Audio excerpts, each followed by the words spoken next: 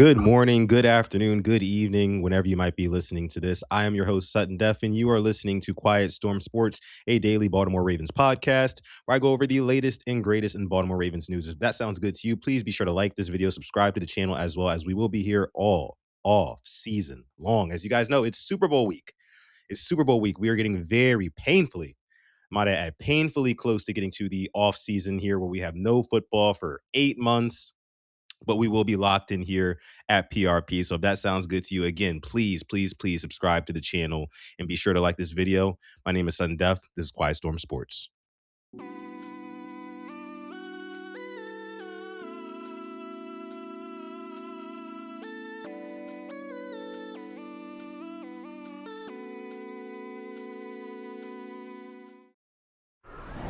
Yes. So like I said, we are back with yet another episode of Quiet Storm Sports here on the Purple Rain Podcast YouTube channel. I am your host, Sutton Def, and we've got some things to get into today. I mean, some very interesting things. As you guys know, again, like I said, it is Super Bowl week, and there's a lot of news dropping here and there from teams. Players are coming out and saying things. It's a very interesting time in the NFL world. And like I always like to call it, it's pretty much like the Real Housewives of the Baltimore Ravens or of the NFL in broader terms. But like I said, we're here to break it down. But before we do that, again, be sure to like this video. And I got to bring up who's here in the live chat. You guys already know how it is. The Rain Gang. We love you guys so much. Let's see who's already in here. We got TRBZ says, start it up. That was 5 minutes ago. What's going on, TRBZ? Hopefully you're subscribed. I think this is a new face here. Shout out to you for coming through. We got Tila in the house, who's a member here on the channel. Shout out to all of our members here. Says, hey, Sutton and the Rain Gang. Hey, Tila. Appreciate you for coming through. You weren't in here for Sutton reactions earlier. We missed you. Zeke Hokage's in the house. Says, Sutton was good. And everyone was going on. Zeke, what up, what up? And yeah, as you guys get in here, make sure you sound off in the live chat. And if you're not watching this episode of Quiet Storm Sports Live, as always, be sure to comment down below your thoughts, questions, comments, concerns, whatever you got on this episode, leave it down below. And don't forget, put the hashtag replay gang. Put the hashtag replay gang. Always appreciate that. But listen, guys, like I said, some things to address today. As you guys can see in the title of the video, our guy, Derrick Henry, called out indirectly, albeit, but called out the Ravens GM, Eric DeCosta, today and basically told him, hey, go make this happen. And you guys know what this is. I'm going to get into it. But there's also another thing that I want to bring up just really quick, a couple quick tidbits of information that I want to address before we get into the meat and potatoes of this episode. Number one,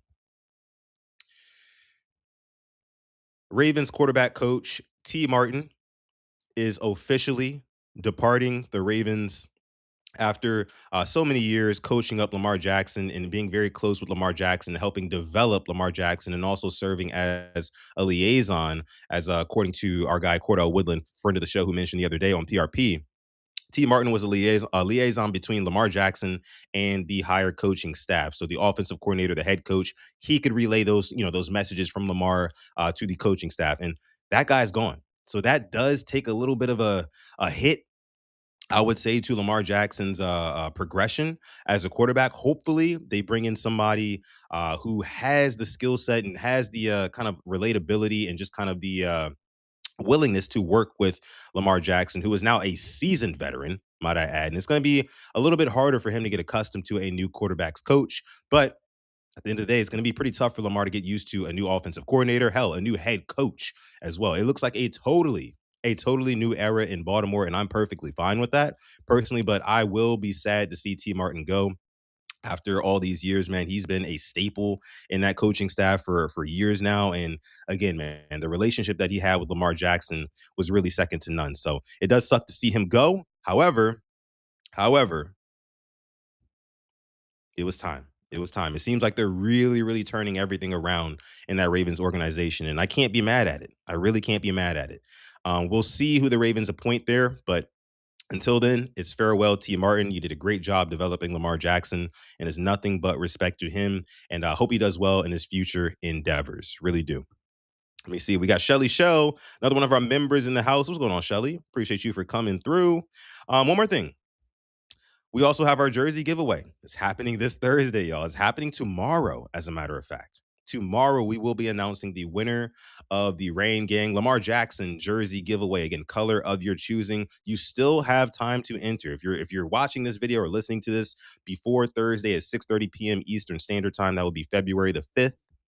You still have time to enter in for a chance to win a free, and I mean free, Lamar Jackson jersey. Again, color of your choosing. All you got to do is just join our channel membership here at the Purple Rain Podcast. It's right underneath me here in the description, or not right near the title somewhere. Just hit join. It's $4.99 a month. You get access to exclusive content. You get badges in our chat, and you also automatically get entered into our giveaways. All giveaways from this point forward will be for our members here on this channel. We got to give back. You guys give so much to us. It would only be right if we give back to you. So if that sounds good to you, again, follow those instructions down below, and you will be entered for a free Lamar Jackson jersey. All of our members who are already members here on the channel already qualify for it. I believe we have somewhere around 40 members. We have somewhere around 40 members, somewhere in there. So you still have a pretty good chance to win if you throw your name in that hat. But yeah, let me see. Did T find a new team? No, I do not believe T found a new team yet. But again, it's sad to see him go. Sad to see him go. Another quick hitter of information. I believe it was Diana Rossini, which again, we take some of these reporters' words with a grain of salt, but I think it is worth mentioning that it was reported today by Diana Rossini that Max Crosby, Raiders pass rusher, is probably not going to be back with the Ravens, right? Probably not going to be back with the Ravens next year. And that's going to be, I mean, not with the Ravens, but with the Raiders next year. And that's going to be interesting to see how Eric DeCosta in this front office kind of navigates that, because as we all know, the Ravens pass rush this past year was absolutely putrid. You can honestly say the lack thereof of a pass rush was just, you know, it was jumping off the screen every week. You had quarterbacks sitting back there patting the ball, patting the ball, patting the ball, and going wherever they wanted to with it, because we just simply could not get in the backfield at all. Not Mike Green, not a Kyle Van Noy, not anybody, nobody. At least not on a consistent basis by any stretch of the imagination, which is very worrisome. You need a pass rush to close out games. So I will be on watch to see what Eric DeCosta does, because if you guys remember a couple of weeks ago, Eric DeCosta said himself, hey, look, we're potentially looking to go out and get a big ticket player, right? And that big ticket player, to me, would be an edge rusher, somebody who can close these games, get your defense off of the field, and give Lamar Jackson, the two-time, should be three-time MVP, more opportunities, right? That's what you need. And also, you guys already know what a turnover does, right? It flips the field for you. And you can also force turnovers. You can also force turnovers with that too. I see a new membership in the house. We had Tila gifting a membership. Appreciate that, Tila. Gifting a membership to, let me see, TRBZ was the recipient of that membership. Shout out to you, Tila. Now, TRBZ, you're officially in the running to get that Lamar Jackson jersey. Again, color of your choosing. So congrats to TRBZ for receiving that membership. Easy G3 says, boy, got on that gym shark. You already know it. I actually just got back from the gym. All freshened up now. So I'm here for you guys. Let me see who else is in the chat. ISO is in the chat. What up, ISO? What up, ISO? Speaking of edge rushers, TRBZ, our newest member here at PRP, says, honestly, I don't want Trey Hendrickson. He is getting older, and here recently it seems like he can't really stay too healthy. Back injuries when you're getting older can be a problem. Oh, yes. Oh, yes. Back injuries are crucial, especially for guys who got to bend over, put their hand in the dirt, or even if you're just standing up and you're bending over right before you're about to rush the passer. That can hurt really bad, and especially guys who have to get that bend around these huge offensive tackles who are going to be pushing you in the back. I'm good on Trey Hendrickson. Now, Max Crosby, I would not mind pushing some chips to the middle of the table to go and acquire a Max Crosby. And if you remember, Max Crosby is not very happy right now with his current situation with the Raiders. If you guys remember, at the very end of the season, the Raiders wanted to tank. They wanted to lose their last two games so they could secure the number one pick in the draft. Max Crosby did not like that. Didn't like that at all. He wanted to play. Of course, he's that type of player where he's like, I don't give a damn if our team is trash this year. I want to pin my ears back and get after the quarterback. That's what he lives for. That is a Raven. That is a Raven. He didn't give a damn if the season was over with. He still wanted to do his thing, and I have the utmost respect for Max Crosby because of that. He is a dog. He is a dog. On top of what he brings physically to this team, if he were to become a Raven, On top of what he brings pass rush skill wise and things like that, he brings a mentality to this team that I don't think anybody, or to this defense specifically, that I don't think anybody on this defense currently has. Definitely not a Roquan Smith, not a Travis Jones, and all respect to these guys, not a Kyle Hamilton. None of them have that sort of moxie to them. They just don't. Roquan Smith is the closest one, and half the time he doesn't even lead by example on the field. So if you bring in a Max Crosby, again, it does wonders for your defense instantly. And I'll say this before I get into the whole A.J. Brown stuff. This offseason is really going to tell us what Eric DeCosta currently thinks about this Ravens team and their Super Bowl chances. Because if Eric DeCosta really truly feels like this team is a piece away, or maybe a two pieces away from legitimately contending for a championship, he will push some of those chips to the middle of the table. And by chips, I mean some of those 11 draft picks that the Ravens have, some of the players that potentially we could offload their contracts by trading them to other teams. He could package with me. We could put together a hell of a package to go get a Max Crosby. And like I said again, EDC said himself, big ticket item. That's what we're looking for. That's what we're hunting for, right? That's what we're hunting for. So, let's get into this. Let's get into this AJ Brown stuff. So again, guys, look. Earlier today, I'm scrolling my timeline. I see a clip from the Up and Adams show, which is hosted by Kay Adams. Shout out to her. And she had Derrick Henry on her show. And she was asking him about the potential of bringing in an AJ Brown to the Ravens team. And here's what Derrick Henry had to say. I'm not going to speak for the man, but here's what he had to say. There's some swirling rumors that he might end up on the Ravens. We would Wouldn't that be crazy? love to have him. You what? We would gladly love to have him. Tell me about that. What would that even, like, knowing Lamar, what would that look like, that dynamic? Like, why would you welcome an A.J. Brown? AJ's a dog. I play with AJ in Tennessee, so, So real quick, even Derrick Henry knows A.J. Brown is a dog. I mean, hell, we all know that, right? And I'm going to talk about in a little bit what A.J. Brown exactly would bring to this Ravens offense.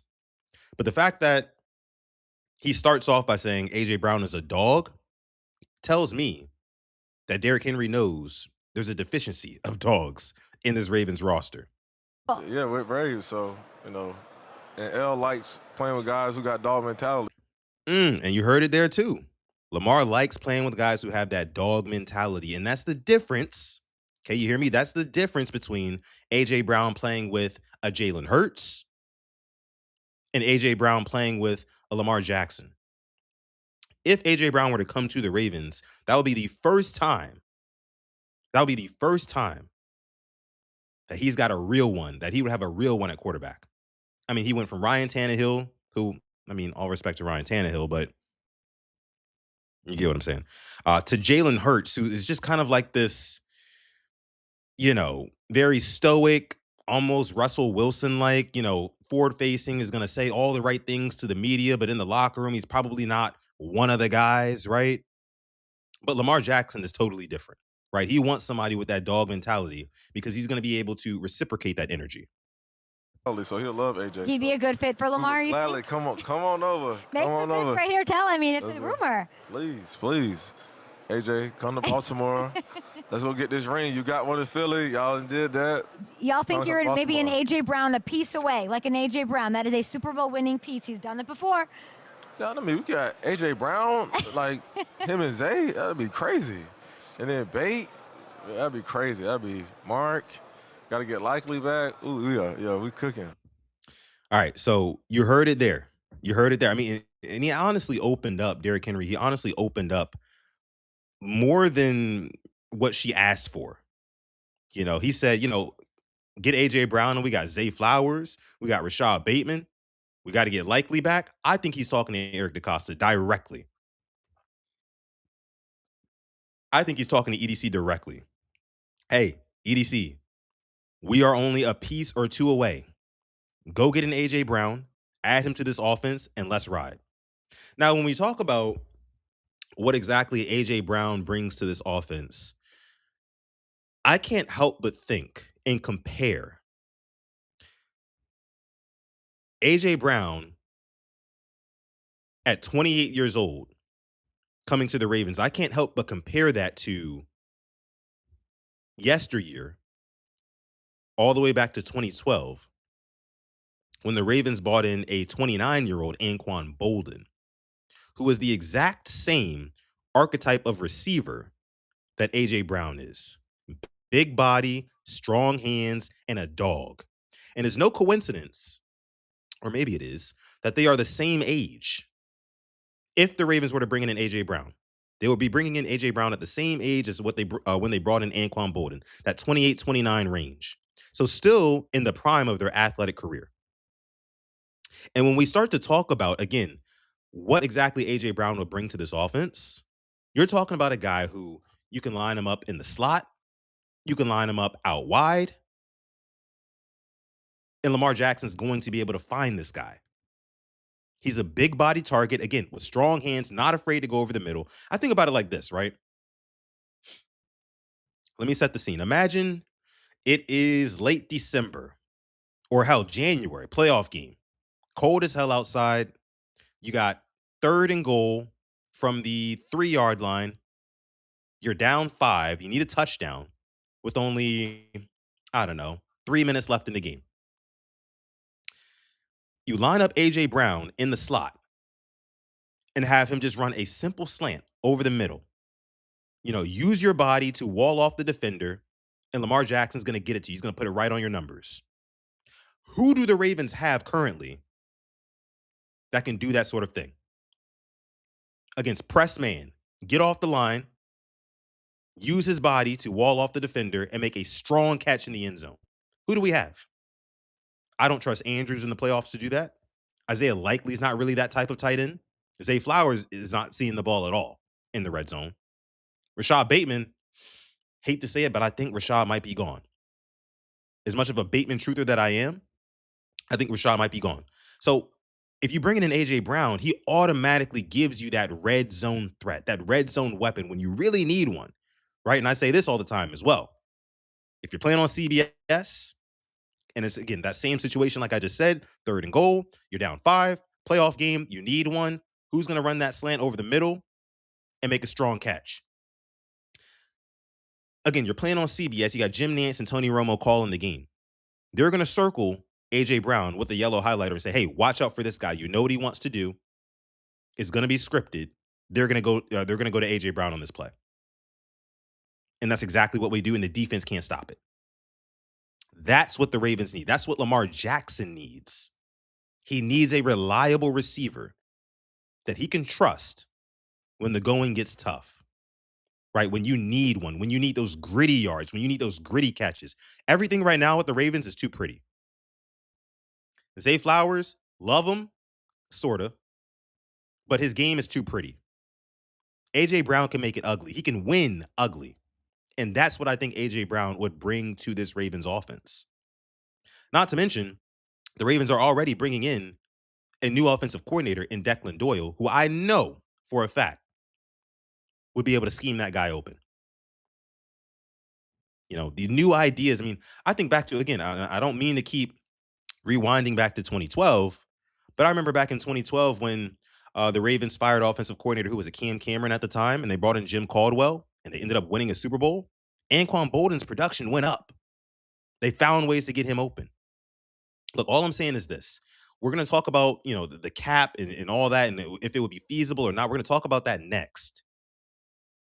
But again, Eric DeCosta, I think Derrick Henry is putting it on the table right now. EDC, if you think that we are a piece or two away, then you go ahead and you put some chips to the middle of the table and go get an AJ Brown. Otherwise, you're telling us that, hey, look, we're looking to slowly but surely inch our way back closer to the Super Bowl. But you don't have time for that now, do you? Lamar Jackson is turning 30 next year. He's turning 30. It's literally now or never to get this done. And I think AJ Brown will be a big piece, a crucial piece. Now, a lot of you guys are saying this. Oh, AJ Brown, he's a locker room trouble, and he would be a nuisance to the Ravens organization just with his behavior and things like that. I think that's bullshit. I think that's bullshit. And the reason why, again, and look, I don't mean to say it like this, but I'm gonna say it like this. Lamar Jackson is a real nigga. Okay. And AJ Brown is the same. Those two would work like two peas in a pod. I guarantee it. I guarantee it. Just the personalities of those two, they would trust each other, right? They would have each other's back. And Lamar is one of the most talented quarterbacks in the league. Why wouldn't it work? Convince me otherwise on why would that not work? Again, I don't see AJ Brown throwing temper tantrums on the sideline or having issues with Lamar Jackson off the field. I just don't see that at all. So again, to me, it's telling that Derrick Henry sits up there and says, "Hey, look, AJ Brown, look," basically looking in the camera and say, "Look, come to Baltimore, bro. Come to Baltimore." But he's not really talking to AJ Brown, though, is he? Because AJ Brown doesn't control that. Who controls that? Eric DaCosta. Eric DaCosta has to be the one to get on the phone and call Howie Roseman, Philadelphia Eagles GM, and say, "Hey, Howie, what can we do for AJ Brown?" And that brings us to our next point. Here. Let me go ahead and bring this up on screen. That brings us to our next point. Let's go here next. So as you see, Derrick Henry calls NFL star wide receiver to join him and Lamar Jackson on the Ravens. You scroll down here.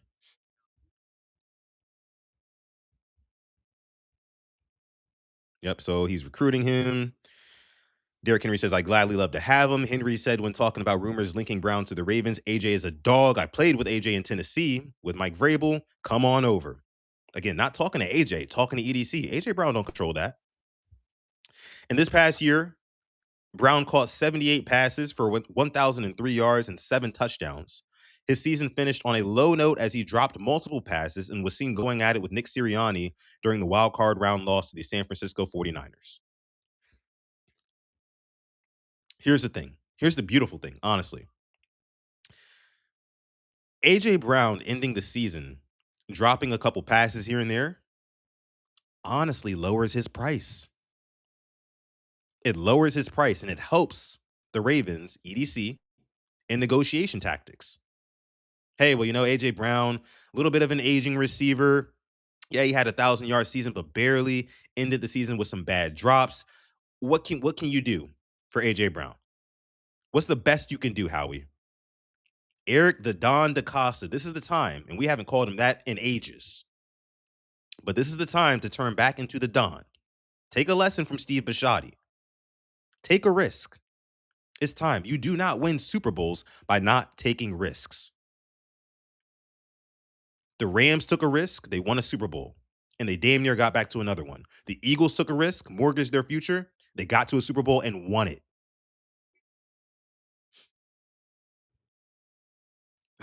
That's all it really boils down to, yo. That's all it boils down to. You got to take risks in this league. If you're safe, that's all you're going to be is safe.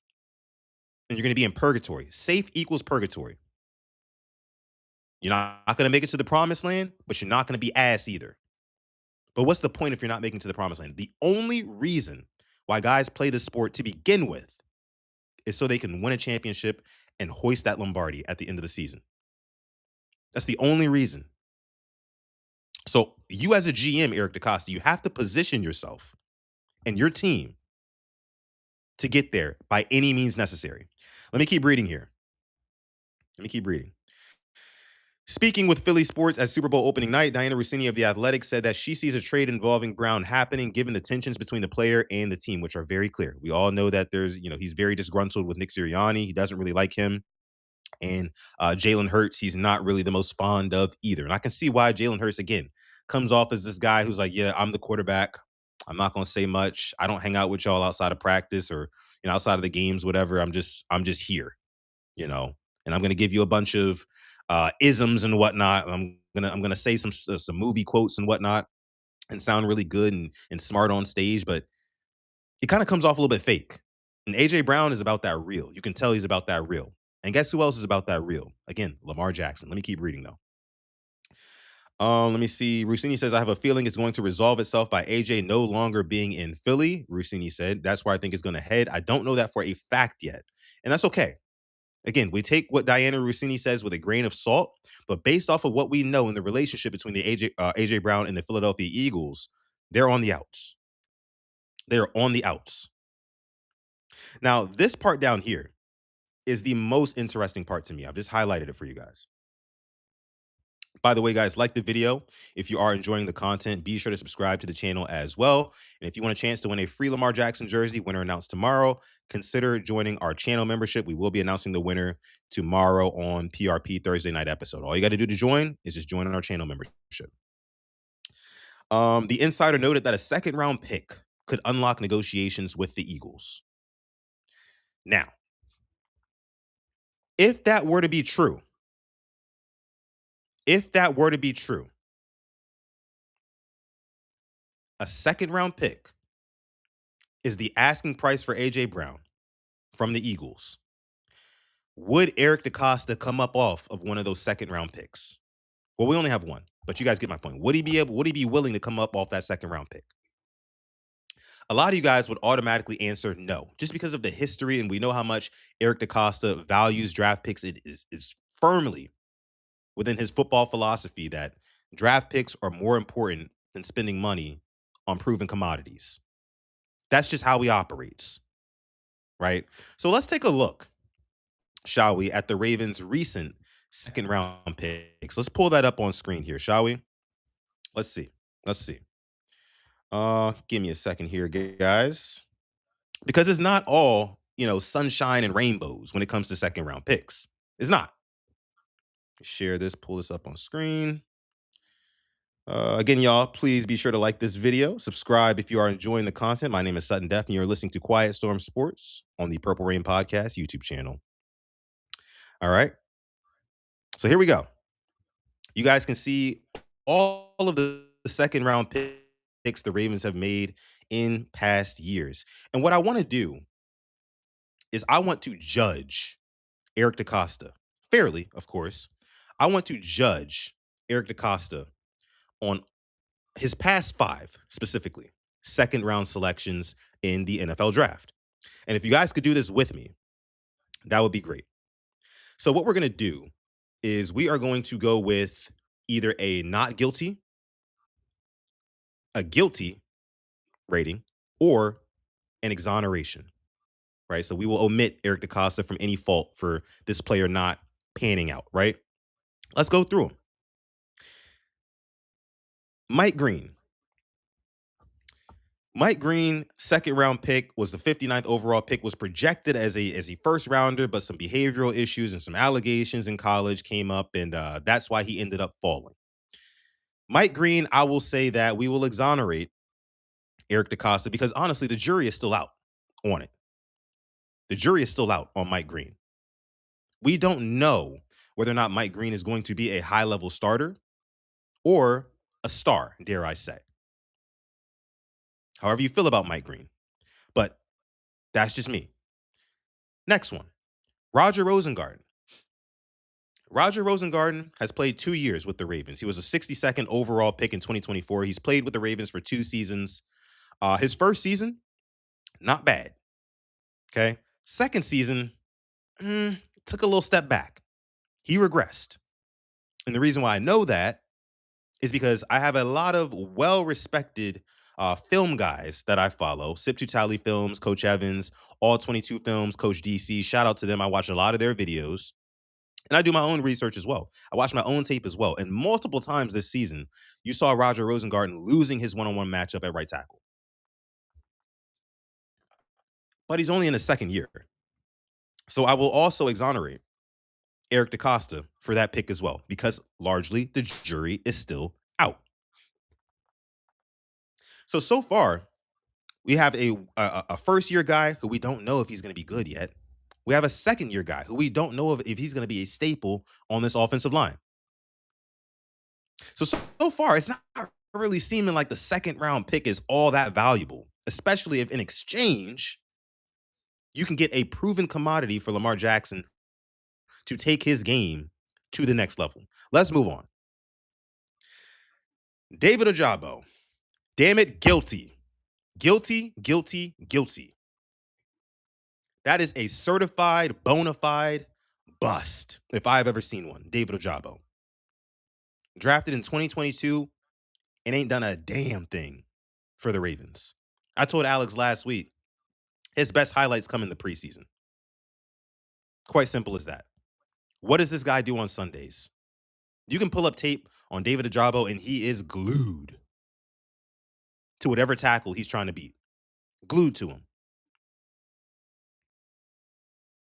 Part of that, though, the Nigerian scammers, right? Shout out to all my Nigerian homies, but this is a scammer. David Ojabo is a scammer, and for that reason, I'm ruling this a guilty charge for Eric DeCosta. But again, a second-round pick in 2022, right? Second-round pick. These are the second-round picks we are coveting so much. So far, we've got 2 unknowns and 1 bust, 1 certified bust, bona fide bust, and David Ojabo. But I don't want to stick on him too long. Let's move on. J.K. Dobbins. Now, J.K. Dobbins was drafted in 2020, I'm sorry. 55th overall pick, so in the second round. Late second round, that is, out of Ohio State. And J.K. Dobbins, admittedly, had some good moments with the Ravens. His career with the Ravens was pretty much riddled by injuries, and we all know this. We understand that. However, if we're going to call a spade, injuries or not, it didn't work out. It didn't work out. J.K. Dobbins should still be a Raven. And again, I get it, the injuries. I get it. He should still be a Raven. He was a damn good running back. I still think he's a damn good running back. I loved his speed. I loved his balance, running the football, his running style. But he got banged up. So as much as I want to say Eric DeCosta is guilty for drafting another bust, I can't necessarily say that because J.K. Dobbins does have the skill. So I'll exonerate Eric DeCosta for that one. So far, we've got 3 exonerations and 1 guilty charge for the bona fide bust that David Ojabo is. Let's move on. And I'll stop with this one. Tyus Bowser. Tyus Bowser is another guy who had some good moments with the Ravens. Tyus Bowser honestly reminds me of what Tavius Robinson is today. In a way. Tyus Bowser used to drop back in coverage a little bit more, I think, than Tavius Robinson does now. But I see those two as a little bit similar. And let me know if you agree or disagree in the chat or down below in the comments if you're part of the hashtag replay gang. But Tyus Bowser was another guy whose career was kind of derailed because of injury, but it got really weird, didn't it? Towards the end of his stint with Baltimore. And I don't think Tyus Bowser plays for anybody right now. I don't think he plays for anyone right now. So it looked like there was a little bit of mismanagement there by the Ravens because he was out for a year, and then it seemed like he was healthy, but we didn't hear anything about it. And then all of a sudden, he's just not a Raven anymore. So I'm going to mark that as guilty. Second round pick, guilty, never really panned out with the Ravens. So what do we got? In the last 5 second round selections, Eric DeCosta is guilty for 2 bona fide misses. One in J.K. Dobbins will exonerate him because of the injuries and things like that. But I damn near want to call that a bust too. And then 2 guys where the jury is still out. We don't even know what happened. We don't even know what happened to Tyus Bowser, Asmodeus. And I see you in the chat, Asmodeus. Shout out to you. Appreciate you for coming through. Slicer, what up? Again, guys, don't forget to join the Rain Gang. Like the video, subscribe to the channel as well. We appreciate that as always. But you guys get my point here. My point overall is that second round picks have not given us a solid return on investment in these past 5 drafts. They just haven't. Right? So why not, if that is the asking price for A.J. Brown, why not put your money where your mouth is? If you want to win a Super Bowl, take a risk and give up that second round pick for A.J. Brown.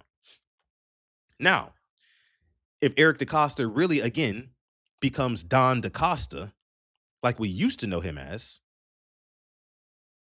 he could maybe get away with giving up a 3rd round pick and maybe packaging a player, maybe a Rashad Bateman. An eye for an eye there. Eagles get Bateman, a solid receiver in my eyes at least. And you get a third round pick. Who says no to that? Who says no to that? So again, guys, there is no excuse for if the Ravens want to make sure that Lamar Jackson has everything he needs, and more importantly, not even just Lamar Jackson, to make sure that Declan Doyle, 29-year-old first-year play calling offensive coordinator, make sure he has everything that he needs in order to succeed. He needs to have an ex bona fide wide receiver one. And again, I don't think A.J. Brown should always play at the X, furthest away from Lamar Jackson. I think you should bring him inside, and let him run routes over the middle of the field and be physical because that's his game. But you could do anything with A.J. Brown. Declan Doyle could do anything with A.J. Brown. And I'm on record saying last night on this very show, Quiet Storm Sports, I said that Declan Doyle so far, I mean, with the way that the coaching staff is being built around him, Declan Doyle is a trust fund coordinator. He's a 29-year-old kid who the Ravens have just given the keys to their Lamborghini, right? But instead of just blindly giving him the keys to the Lamborghini and say, hey, Declan, go have fun, they brought in a Joe Lombardi, a senior offensive mind who's been around since the 90s, coaching ball since the 90s, developing quarterbacks since the late 2010s or early 2010s, I'm sorry. So you have insurance there.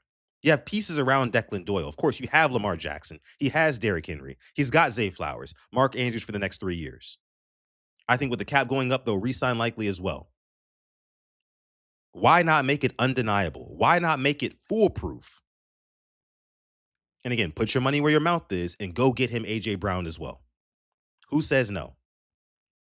Who says no?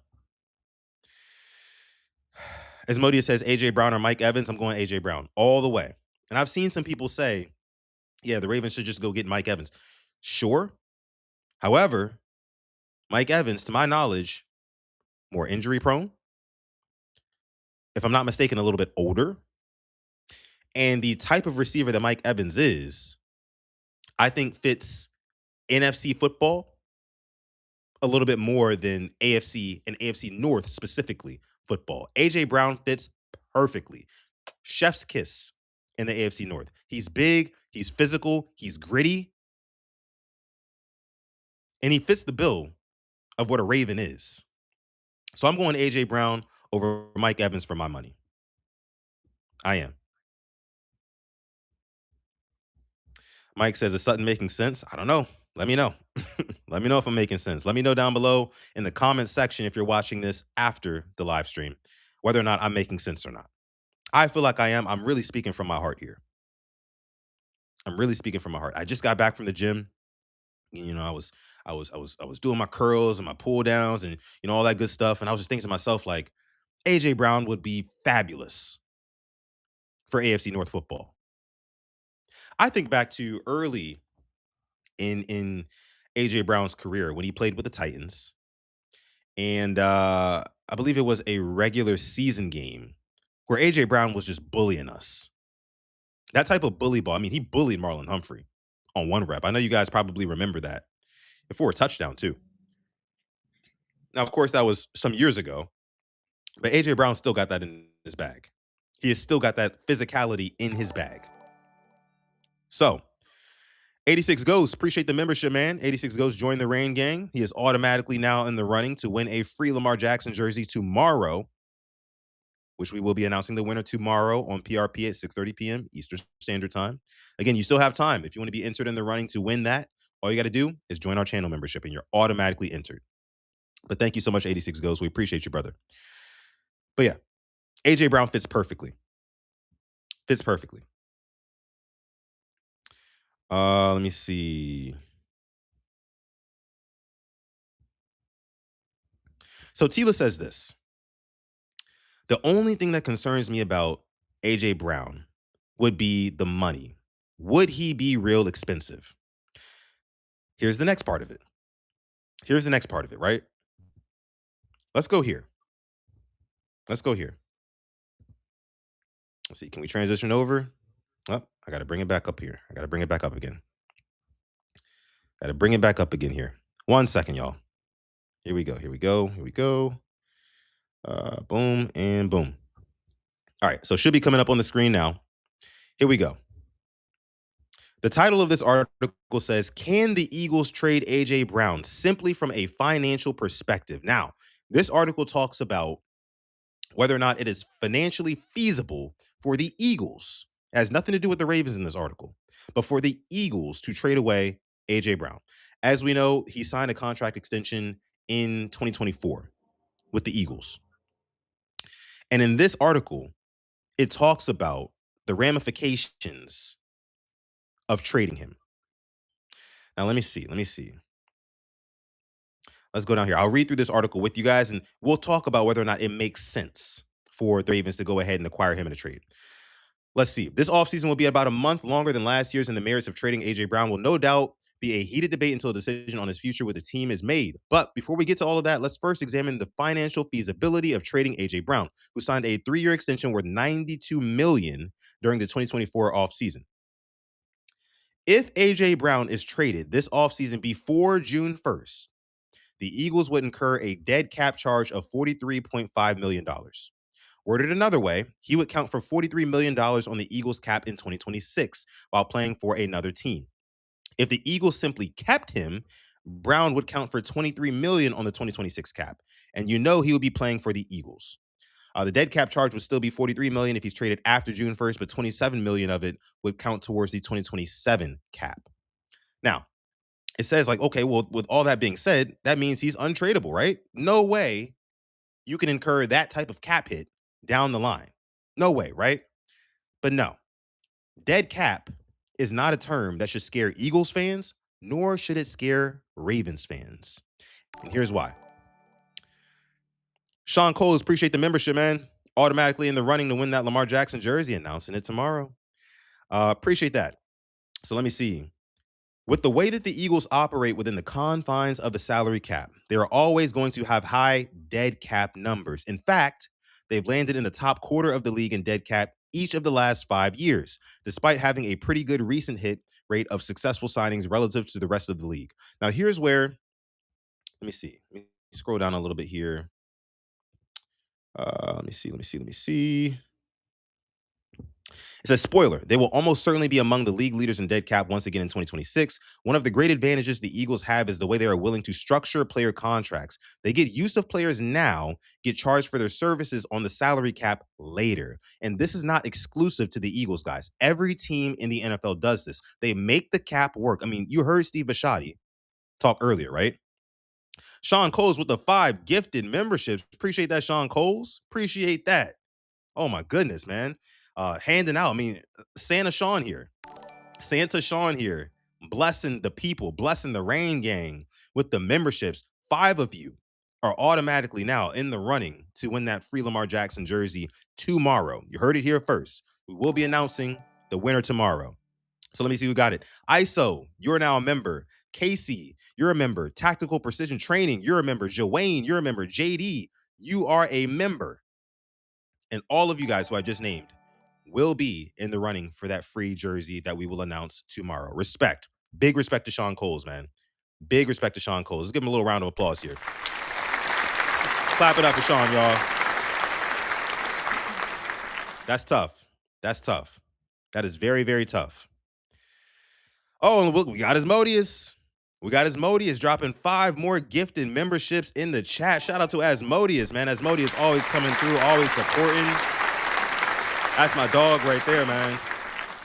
Always supporting in the morning show, in the afternoon shows, every day. Asmodeus is always in here. Appreciate you, brother. Dropping the gifted memberships in the chat, man. We love that. We love to see it. Let's go. A lot of you guys are getting blessed today. Darius, Taurus, Kwame, Voldigard, Spiritual War. You guys are now all in the running to get that free jersey. Again, color of your choosing. But appreciate that, Asmodeus. Y'all are goated, man. Let me see. So, and I see Coach in the chat too. What's going on, Coach? Appreciate you for coming through, Coach. Let's see here. Where was I at? Where was I at? Mm, okay. Let's see. It starts with, it says here, a very simple example. They're going to using Mekhi Becton as an example, who signed with the Eagles in 2024 on a 1-year deal worth about 5.5 million. Becton counted for about 2 million on the Eagles cap in 2024, the 1 year he played in Philly. He counted for about 3.5 million in dead money, quote unquote, in 2025 when he played for the Chargers. Before we continue on with this example, let's first show you how the NFL salary cap has increased each and every year. Now, listen, guys, here's where it gets interesting, because the more and more we talk about, oh, the Ravens can't take, dead cap, all this money on from AJ Brown or whatever contract they want to bring in. That's cap. The cap is cap. Steve Bisciotti told you himself. I mean, he was drinking a bottle of water when they were asking about Lamar Jackson's contract situation. He's like, yeah, I mean, we can do whatever we want with the money. We can push it down the road. We can do this. We can do that. Stevie B is good for it, baby. He got them deep pockets. You know what I'm saying? And he entrusts EDC and Sashi Brown, or whoever makes those decisions, to make sure that the money works out. He's like, here's hundreds of millions of dollars. Just make sure it works out with the salary cap and all that good stuff. But here's the thing about the salary cap. It goes up every single year, and I'll explain why. So as you can see here, from 2021 to 2025, the NFL salary cap per team has gone up from 182.5 million to 279.2 million. That is almost 100 million in just 5 years. So basically what I'm saying here is this.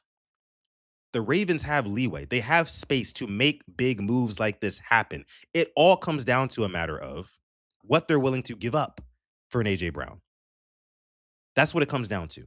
We know that Lamar Jackson, his extension is going to get done. His cap hit is not going to be crazy this year. We're going to push it down the line. We're going to kick the can down the road. That's what these teams do. So don't let anybody tell you, oh, we can't go get AJ Brown because he's too expensive. You just can't do it, because it's not true. They can always make the money work. They can always make the money work. Mike, appreciate the membership, man. Appreciate that. Absolutely. Absolutely. Yes, sir. Yes, sir. And yeah, to all y'all who got a membership gifted to you, make sure you say thank you in the chat, man. Got to show appreciation. So yeah, like I said, the cap has gone up. The salary cap has gone up by almost $100 million in 5 years. And that's because of all the money that's being generated by the league. You look at what they're doing with Amazon. You look at what they're doing with Netflix. You look at what they're doing with Peacock, Hulu, all these companies who are pouring money into the NFL to host their product on their streaming services. All that does is put more money into the circulation for the league. And the league is saying, okay, well, all 32 teams, you guys now have more money. You guys now have more money that you can spend. Right? The league is getting more valuable by the second, by the day. And that's why the salary cap keeps raising. And that's why the cap is indeed cap. As per Steve Bisciotti, you don't got to listen to me. Bisciotti has said it himself. We can do whatever we want. We can do whatever we want with that money. Let me see. Let's scroll down a little bit more here. Okay, so if Mekhi Becton had counted on the salary cap for the full 5.5 million in 2024, again, this is an example, he would have eaten up about 2.2% of the Eagles cap. Instead, at 2 million, he ate up 0.8%. Becton's remaining 3.5 million counted towards the 2025 cap in the form of a void year. As the above chart shows, the NFL salary cap rose by about $24 million in 2024. A 9.3% increase. In other words, the bulk of Becton's salary cap charges were paid in a year, which the salary cap was higher and thus easier to fit. Again, the ceiling is being raised each and every year. So it gives teams more room to make these type of big moves. So again, I'm going to say this again. And Tila asked the question originally, is he going to be too pricey? The answer is no. The answer is no. If the Ravens really wanted to, they totally could. And again, like I said to lead the episode with, this offseason is really going to tell us what Eric DeCosta thinks about this current Ravens team. Does he think that the Super Bowl window is here and now? Or is he more interested in doing a slow but sure, I don't want to say rebuilding, but retooling? So maybe in 2-3 years when Lamar Jackson is 32 years old, maybe then we'll be at the peak of our strengths because we developed all these young guys with our 11 draft picks and whatnot. But like we mentioned a couple segments ago, those draft picks do not be hitting. Eric DaCosta is guilty as hell. Guilty as hell of missing on a lot of draft picks. And we just focused on the second round picks earlier. But he's guilty as hell. I mean, it gets real ugly. Third round picks, we don't even talk about fourth round picks. It gets real ugly. And not to say most GMs in the league are hitting on their third, fourth, and fifth round picks. They're not. But a lot of GMs around the league, like Howie Roseman, understand you have to get proven commodities in this league. Yes, young talent is awesome. And the way you get that young talent, sometimes you got to package picks and trade up. But the Ravens won't do that. The Ravens want to stay exactly where they are and carry it like that. But let's keep moving here. So, again, like I said, the ceiling is getting higher. So there's more room to make moves. And it says, let's compare this example to a mortgage. As any homeowner is aware, a mortgage is a loan that you get from a lender to finance a home purchase. When you take out a mortgage, you promise to repay the money you've borrowed in future years with an agreed upon interest rate tacked on. In terms of NFL contracts, spreading out base salaries over several years is similar to taking out a mortgage on a player, in that you get the use out of that player now while paying for him later. The big difference is the NFL teams, they pay no interest for that right, while interest-free mortgages on houses don't exist. That's for damn sure. NFL teams can borrow from future years to expand their current spending ability, again, with no interest penalties. And they all do, at least to some degree, but arguably none as much as the Eagles do, who employ this strategy with almost every player they sign, drafted rookies or players making the league minimums included. So let's bring it back to A.J. Brown for a moment. In 2024, A.J. Brown counted for a mere $11 million on the cap. In 2025, it was $17 million. The Eagles got a great player services for low numbers on their salary cap early in the contract, with the understanding that they would have to pay more later. But again, interest-free. Certainly when they signed A.J. Brown to an extension in 2024, they were hoping that he would be a core player for the long haul. Trading him after 2 seasons is not what they had in mind. Let's not get that twisted. But they also did so knowing that there would be a significant dead cap hit on the back end, no matter how it played out, as they know with all their big signings. When viewed through that lens, again, dead cap should not be the scary term it's made out to be. So again, basically what this is saying, and I'll wrap it up here in a second, I promise. I know the reading is boring and stuff like that, but it's important when considering how the Ravens are going to move this offseason. Again, guys, the cap does not mean nearly as much as you think. And mainly because the cap is always going up. Now, if the cap was just set at, let's say, $189 million, and it was going to be that way, like if it was bargained to be that way for 5 years at a time, 10 years at a time, then we'd have an issue. But it's not. It's always going up. It's always going up. So there's always room to make more moves. Always room. That was a mouthful. So, but also after the pain of doubling Brown's cap numbers in 2026 passes, there will be major savings in 27, 28, and 29 when he is scheduled to count for $133 million on cap with all those 3 seasons combined. That's over $44 million per season. That's all gone if they were to trade him now. So again, the Eagles are heading towards a little bit of a headache with some of those, void years, those dead cap years and things like that, if they were to retain A.J. Brown for the next couple of seasons. Although, as we know, cap is going up, they'd probably be fine, right? But problem is, A.J. Brown don't want to be in Philly. So why keep A.J. Brown in Philly for the next 2-3 seasons and pay out the nose for him when you can trade him now when he still has a lot of value, get a nice draft pick, maybe a second, like they said, apparently the asking price for, or a third round pick, and a decent player package with it. And let it be somebody else's headache. Let it be the Ravens' headache. Let us deal with it. Again, cap's going up anyway. You can always figure the money out. There's one thing about big business, you can always figure out the money. That's how deals get done every day. So, again, guys, and I'll stop that there. But my point is, overall, the Ravens can make it happen. And I think that the Ravens should make it happen. Because the time is now, undoubtedly, the time is now for this Ravens team to push their chips to the middle of the table and go out and win a Super Bowl. I mean, hell, firing John Harbaugh and hiring Jesse Minter and hiring Declan Doyle and hiring Anthony Weaver and all the other guys on the coaching staff, it's clear that the Ravens are pivoting from being safe and just kind of going with the flow of things and how things have been to actually hitting that reset button in ways and saying, hey, look, we're going to adjust our approach. We're going to adjust our approach. Steve Bisciotti made it very clear at the press conference with EDC sitting up right beside him with his arms folded up, looking all uncomfortable and whatnot. He made it very clear. EDC, you better do something different. Steve Bisciotti called out EDC as he was sitting right next to him. And I believe Derrick Henry getting up on that, not podcast, but that show with Kay Adams and saying, hey, look, A.J. Brown, come to Baltimore. Again, he's not talking to A.J. Brown. Derrick Henry is calling out Eric DeCosta and saying, hey, make our offense undeniable. You know who would agree with me on this? I really think my guy Jose from Lunch Break Hot Take would agree with me on this. Because those guys over there are all about defunding the defense and refunding the offense. And in this case, I got to agree with those guys. In this case, I got to agree. Because again, what receiver do the Ravens have where when it's 3rd and goal and you need somebody to go over the middle, make a strong catch, wall off the defender with their body, what receiver do the Ravens have that can do that currently?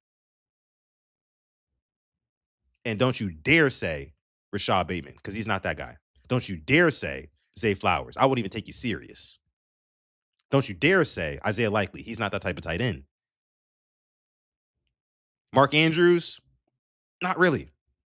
Not really. And we for damn sure don't trust Mark Andrews when the going gets tough in the playoffs.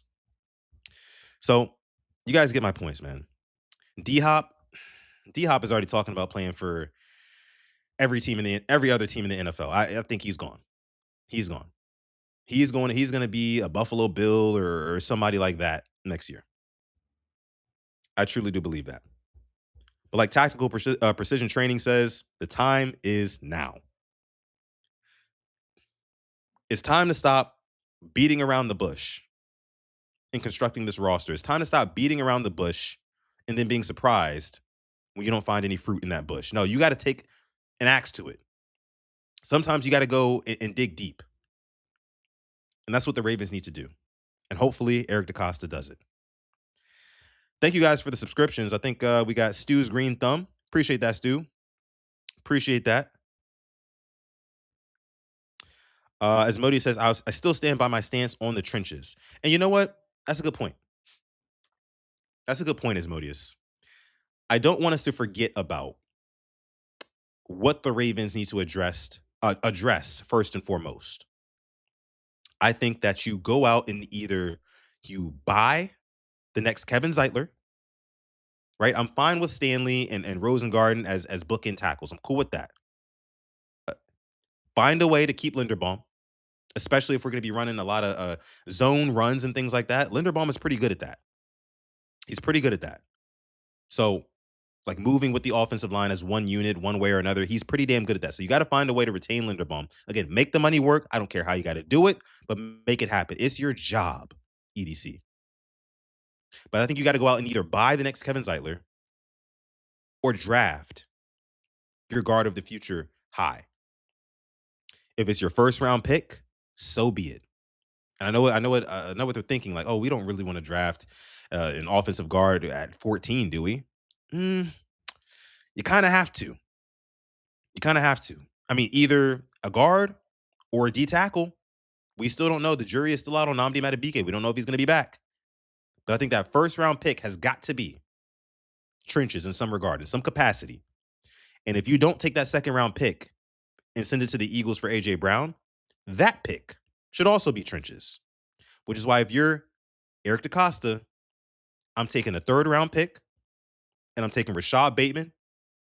I'm calling up Howie Roseman and saying, hey, look, let's get this done. Let's get this done. You give us A.J. Brown, we're going to send you a very capable receiver and a 3rd round pick. Let's make it happen. And if you can make the deal even sweeter than that, then by golly, make it happen. Make it happen. But I understand there, Asmodeus, totally. Steve Loop in the chat. What's going on, Steve? Appreciate you for coming through. Steve Loop is now a member here. Don't think I've seen that before. Shout out to you, Steve. We got Ashley in the chat as well. Shout out to y'all. But yeah, y'all, I didn't want to keep y'all long on this one. I know I kind of ranted for a little bit. We talked about this earlier in the episode. Asmodeus, I've been saying Trey Hendrickson for a while, but it seems like most people are against it. Yeah, it's just the back injuries, man. Like, as a rush end, you got guys pushing you in the back. You gotta bend over, put your hand in the dirt. That puts a lot of pressure on the back, especially coming off of surgery. I get it. Trey Hendrickson would love to come to the Baltimore Ravens and terrorize the Cincinnati Bengals twice a year and the Browns twice a year and actually compete for a championship. But, when it comes to a star pass rusher that you can go out and acquire, like a proven commodity in the league, for me, it's Max Crosby or nothing. If the Ravens don't go out and again, at least try to get a Max Crosby, who I've heard wants to play in New England, which makes a lot of sense, by the way, or an A.J. Brown, I think I would automatically cap this offseason grade at a B-. I can't go anywhere below a B- because we have completely overhauled the coaching staff, and I love that. But free agency is up next. It's going to be a very crucial time period for the Ravens. And then also, of course, the draft, too. So there's a lot more to look forward to, guys. Of course, we will be covering it all here on the Purple Rain Podcast YouTube channel twice a week on the actual official PRP podcast with me and Simply AS10. And then also daily here, Monday through Friday on Quiet Storm Sports with just me here, Sutton Def, and you guys, the Rain Gang. So I'm going to go ahead and end the stream here, guys. Again, please be sure to like this video before you get out of here. Subscribe to the channel as well. We truly do appreciate all of our subs here at PRP. Also, again, before we get out of here, you guys know, jersey giveaway tomorrow. We got a lot of new members here. You guys are going to want to make sure you tune in to the Thursday stream because that's where we're announcing the winner of that Lamar Jackson jersey, again, color of your choosing. But you still have time to enter. All you got to do is join the channel membership right down below in this video. Shout out to you guys. I love you guys. I appreciate you guys. Rain Gang. Again, my name is Sutton Def. You can find me on Twitter or Instagram or pretty much anywhere, just at Sutton Def, just like it's spelled down below. Wait, we got a new QB coach? Is that what just happened? Did that just go down? Hold on, let me check. New quarterback coach? Is that a fact? Let me see something.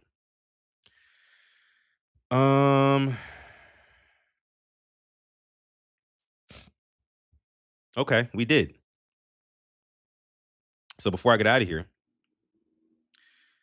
Adam Schefter says Cardinals quarterback coach Israel Woolfolk now will be the quarterback coach for the Ravens, per source. Woolfolk interviewed for the Tampa OC job and also was blocked several times from other openings before being allowed to pursue other opportunities that resulted in him landing in Baltimore. Israel Woolfolk, what a name. He got a name on him, don't he? Apparently, this guy is 36 years old, began his NFL coaching career with the Cleveland Browns in 2022 before moving to Arizona in 2023, where he worked closely with QB Kyler Murray, contributing to the team's passing offense amid Murray's injury recovery. This hire bolsters the Ravens staff for Lamar Jackson, a two-time MVP, as Woolfolk's reputation for player development, evidenced by his rapid rise in high-demand positions Baltimore to refine Jackson's dual-threat skills in their perennial contender offense. So I do like the fact that this guy has worked with. I don't know too much about him. I'm just reading up on him in real time here. I do like the fact that he has worked with mobile quarterbacks before in the past. I do like that. Got to do some more research on the guy. Again, I started off the episode giving a salute to T. Martin, who's no longer going to be with the Baltimore Ravens. That was announced earlier today. So now we're getting a young guy, only 6-7 years older than Lamar Jackson himself, right? Hell, the coordinator is younger than Lamar Jackson, I want to say, by a couple months. So yeah, I don't know. Or no, I think Declan is a little bit older than Lamar, as a matter of fact. I'm wrong on that. But I don't know. We'll see. Let me actually, you know what? Let's look up this guy. Let's look this guy up really quick before we get out of here. Let's look him up real quick. I just want to see. Something real fast. Let's see. Israel Woolfolk. Let's see what we got. Okay, we got a brother. Okay. I'm not mad at it. 36-year-old brother. Not bad.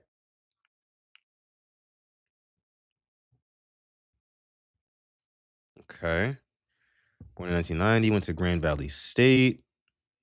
Of course, was an assistant coach for the Cleveland Browns and Miami University. Heather, appreciate the membership. Heather, you're automatically in the running. Automatically in the running for that jersey tomorrow. That jersey giveaway. Okay. Well, take a look at a few more images here.